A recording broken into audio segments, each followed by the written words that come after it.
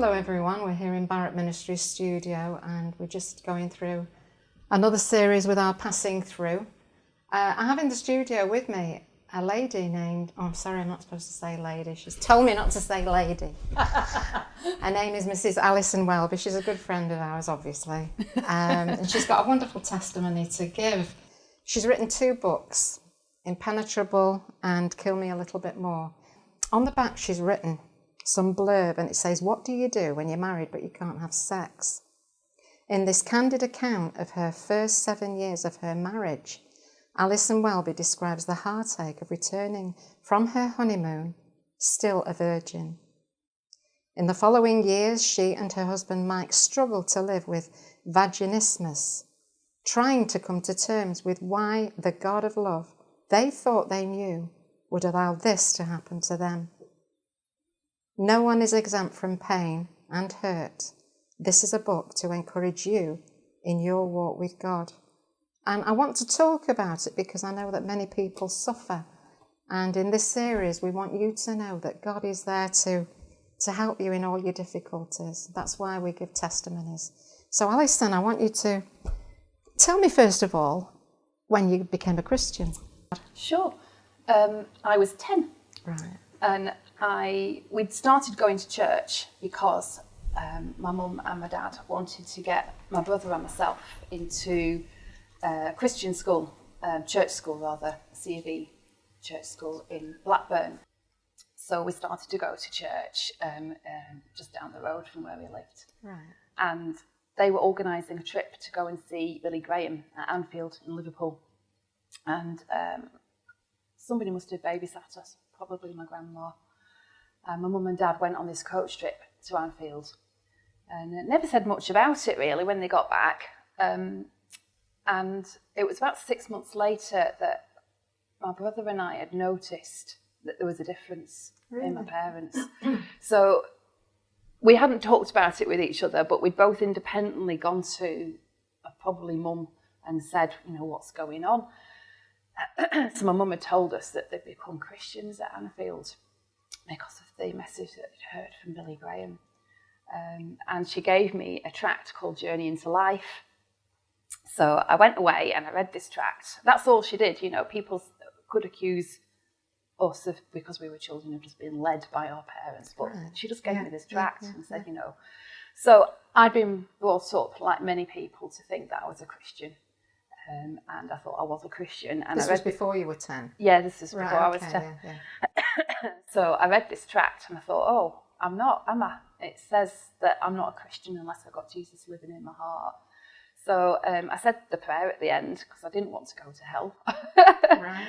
So I said this prayer at the end and I gave my heart to Jesus, but I forgot to tell my mum about it for about 2 weeks after. And then I went to her and I said, oh, Mum, did I tell you I'd become a Christian? So she's leaping around the kitchen going, woohoo. So yeah, that was it. That's how I became a Christian. And my brother had done the same or very similar. I don't know whether Mum were giving him the same tract, but he became a Christian about the same time. Right. So yeah, so we're all Christians at the same time, which is quite rare, I think, for a whole family. Lovely. Yeah, in the same Lovely year. That. Yeah. So then you went off to university when you grew up, yeah? Yeah. Where did you meet Mike? I met Mike down in Hampshire. So I'd finished my university degree and I'd worked in Liverpool for a year. Then I'd gone back to university in Birmingham for 2 years and studied housing and become a housing professional. Applied for loads of jobs up north, nothing, but I got a job down in Eastleigh, and I didn't actually know where Eastleigh was until the night before my interview. I thought it was in London, but then as I was booking the train tickets, I realised it was in Hampshire. So I'd done my homework and prepared for this job interview. So I moved down to Eastleigh and was working for a housing association down there, and I was attending a church in Southampton for a couple of years, but it wasn't the right place for me. I was really unhappy and I wasn't being very looked after, which was a shame. So I went looking for somewhere else to go and ended up at a church in Winchester. And as I walked through the doors of this church, I started sobbing because I felt the Spirit of God there. Yeah. Wow. And I just thought, I've come home. That's how I felt. I felt like I'd come home. So it was the place that God wanted me to be. Obviously, yeah. And after a few weeks of being there, I was steered towards a house group that met in Eastleigh. So off I trundled. I'm not afraid of meeting new people. I'm quite outgoing and friendly. So off I trundled by myself to this house group and plonked myself down next to this unassuming, very quiet guy, and was chatting away to him over biscuits and coffee, and most of the evening we were chatting. And I could tell he was older than me, so I just assumed. So what is the age difference? There's 12 years between us. Okay. Not that you'd know it. Most people would, meeting us, would probably go, "Is he 12 years younger than you?" Because it's honestly, men, they just don't grow up, do they? So I could tell he was older than me, and because of that, I just assumed that he had a wife and kids at home. Right, he's bound to be married. He's got a wife and kids at home. So obviously you were even more relaxed, yeah. Yeah, well, exactly. I was really chilled out. I was completely myself. Yeah. But then, as the evening went on, I could see people watching us, and I thought, maybe he's not married. And I took a little glance at his finger, and there was no ring there. And I thought, oh, maybe he's not married. Of course, you don't like to ask, do you? No. So I thought, why are people looking? And obviously I didn't know how quiet he is normally, but we were chatting together so freely and openly, and I felt so relaxed, and he obviously felt really, really relaxed. So that evening when I got home, I prayed and I said, "Look, Lord, I really like him. If he's free, can I have him?" So that's how I met Mike at this house group. And the funny thing was, the house was on Kipling Road, which is a house where his grandparents had lived. Oh. The road where his grandparents lived, it wasn't the same house, but so it's quite funny. Amazing. Go around in so. So, how long were you engaged for before you got married? It was quite quick. It was a bit of a whirlwind romance. Yeah. I think we got engaged about February, March time, and we were married in September. Right. Okay. So it was quite quick. Yeah. So what led up to your marriage? You were just telling me something before that I didn't even know about. Yeah, it was quite funny, really. You being this fine Christian. I know. It was very godly and God-led, seriously. Well, Mike had already proposed once to me, but Mike's quite quiet and reserved. And so I'd kind of deferred an answer. I'd said, "I'm not going to say no to you, I just don't want to say yes yet. So ask me again in a little while." So in the meantime, he said, "Look, I'd really like to go on holiday with you." So we booked this holiday and together, and we were going to be in separate rooms, but of course the world doesn't see that, do they? No. So my mum rang me up, my good old mum. She rang me up and she said, "I'm not terribly happy about you going away with this man." She said, I know you're not going to do anything. It's not that I don't trust you or I don't trust Mike. Of course I trust you both. But it's how it looks to the world. Yeah. And you need to think about that. What would we do without godly parents? I know. And a good relationship, so you can say stuff like that and you're not going to go I hope fly everybody off out there the is listening to this. This is really good advice. So I prayed about it and I spoke to Mike about it. And we kind of left it for a little while. I think Mike was waiting for me to say, "I'm ready for you to propose to me again." So one evening we were sitting on the sofa and I said, "So what about it then?" And he said, "So you want to get married?" And I was like, "Yeah, why not?" And that was it. That was our proposal. So we both sat there a bit shell-shocked and went and got a cup of tea because we were both a bit shell-shocked that we'd just got engaged. Right. But it was because of what my mum had said. So we were married a few days before that holiday was due to start. Lovely. So that's why we timed it for then. Lovely. But it didn't go as you planned, did it? I mean, this holiday was meant to be a lovely honeymoon. And how did you feel when you came back, Alison? I was devastated. I was absolutely devastated. And heartbroken and crushed and confused and all those things and much, much more. I spent a lot of the honeymoon crying my eyes out because we weren't able to come together as man and wife. And the irony was a lot of my friends at that time were non-Christians because I worked, and there was a lot of people that I knew weren't Christians. And they'd been joking with me before I'd got married because they knew I was a virgin. Right. And they said, well, you need to sleep together before you get married because you need to know that you're compatible and you might as well have sex now because after you get married, you never have sex. It's a bit of a joke, isn't it? You don't have sex after you get married. But, I just told them off for being ridiculous and ignored them. But their words were ringing in my ears my whole honeymoon because that first time that we couldn't join together, we laughed it off. And then the second time, and then the third time, and then we got back home and we'd not managed to come together as man and wife the whole honeymoon. It was just, I couldn't believe it. I just couldn't believe it. And then the weeks went on, and I'm saying to God, what are you doing? I trust you. I know that I married the right man, and I've kept myself for this moment, and it's not happening. What are you doing? Why are you doing this to me? So, the fact that you couldn't come together, you're saying it was your fault? I blamed myself entirely. Yeah. Mike didn't. He said, this is our problem.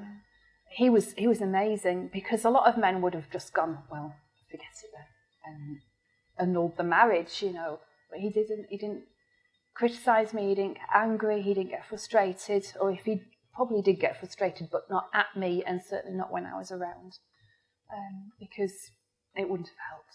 It would have just made me feel worse. He knew I was blaming myself. Do you think you were losing faith in God at this time? Easy. How do you measure that? How do you measure your level of faith? Because we've all got an idea of what God is, when we become Christians. I don't think I ever started to lose my faith in God so much as lose my confidence in my own relation. In my own relationship with Him. And obviously, I was doing something wrong. That's what I thought. Obviously, I was doing something wrong. Obviously, I was not being punished, but He was trying to show me something, and I just didn't understand. And that because I couldn't hear Him, I didn't know what was going on. And so, I think it damaged my confidence in our relationship as father and daughter. Right. But you see, your book says, this is the final paragraph of the blurb on the back of the book. It says, Alison currently lives, this was a few years ago when she wrote the book, Alison currently lives in Preston, Lancashire, with her husband Mike, and their 3 children, Emma, Nathaniel and Rebecca. But you couldn't come together, so how did you start a family? Okay, so let me explain a little bit about vaginismus, because we haven't talked about that yet, have we? Okay. So vaginismus is basically a muscle spasm in your girly bits, which stops penetration. It can either stop it or make it very, very difficult and painful. In our instance, it actually stopped it. We couldn't join together at all because of this involuntary muscle spasm. It's not something you can control. It's just a physical reaction. Whether it's a mental problem, I don't know, but it is a physical reaction.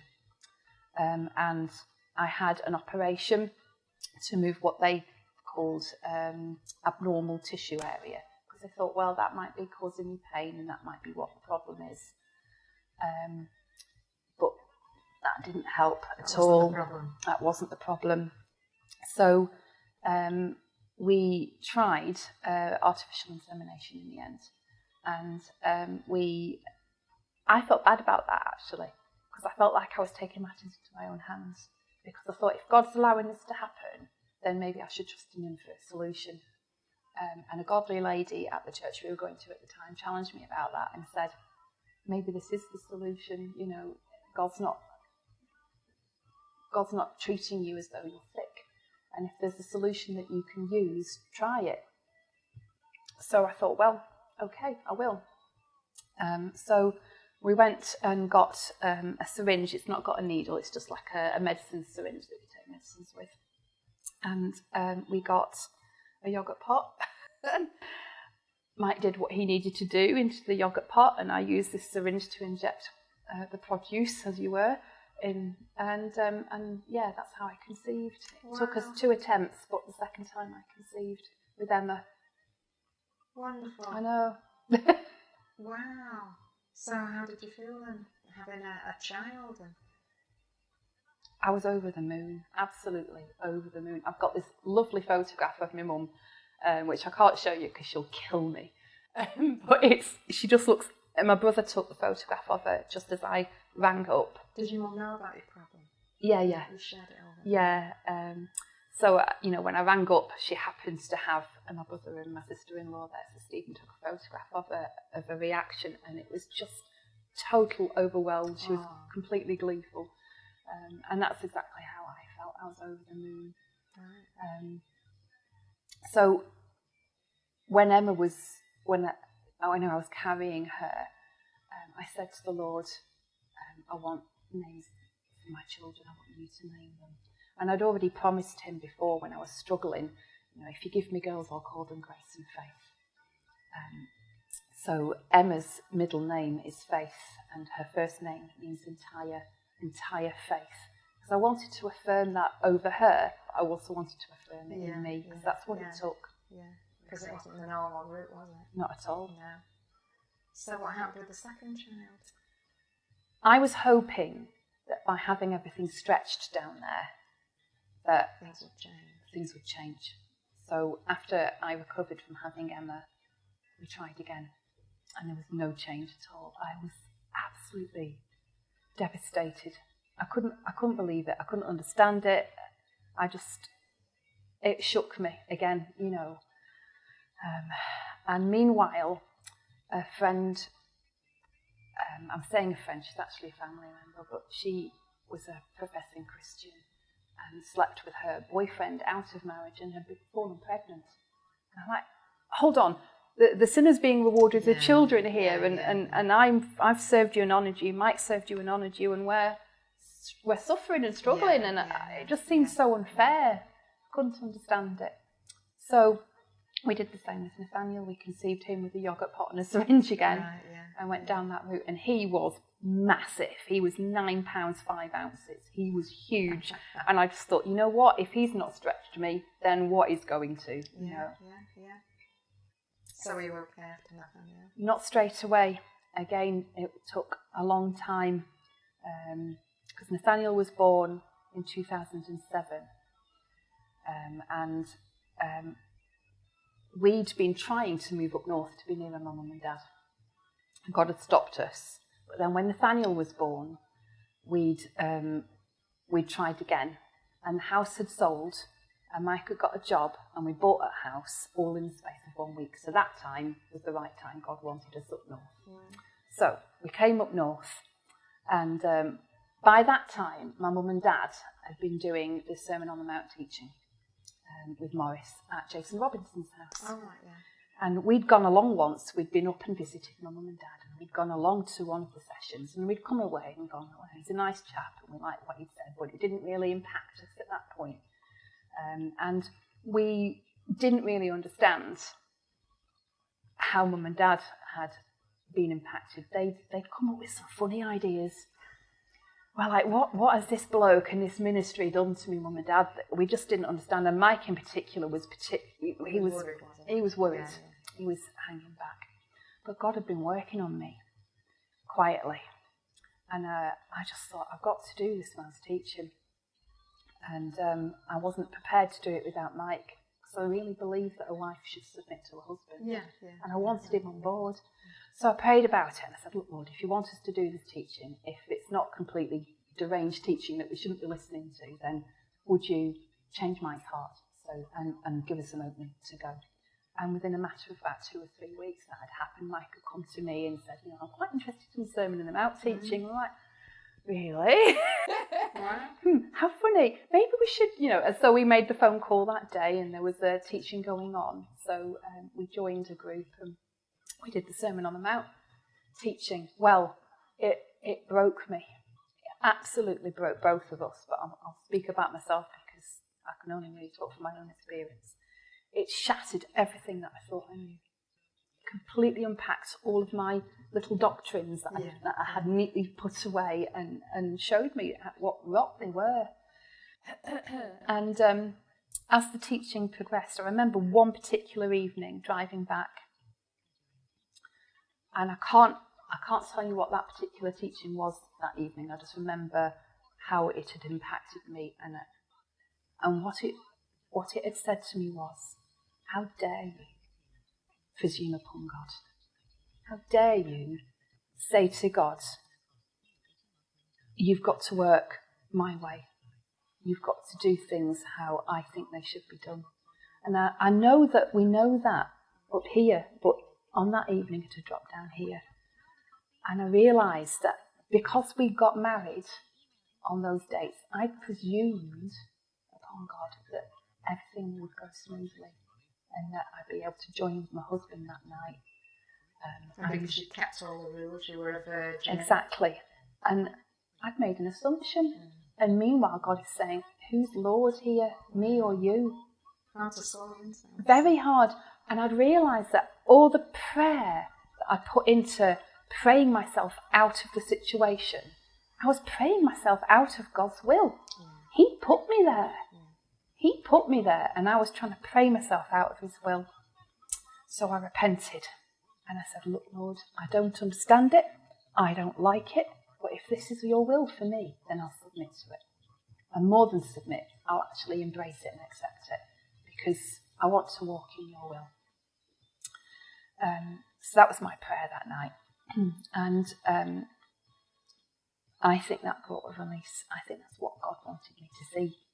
I think he needed me to understand who was in charge on a far deeper level than just head knowledge, because it was within a matter of months that Mike and I were finally able to join together.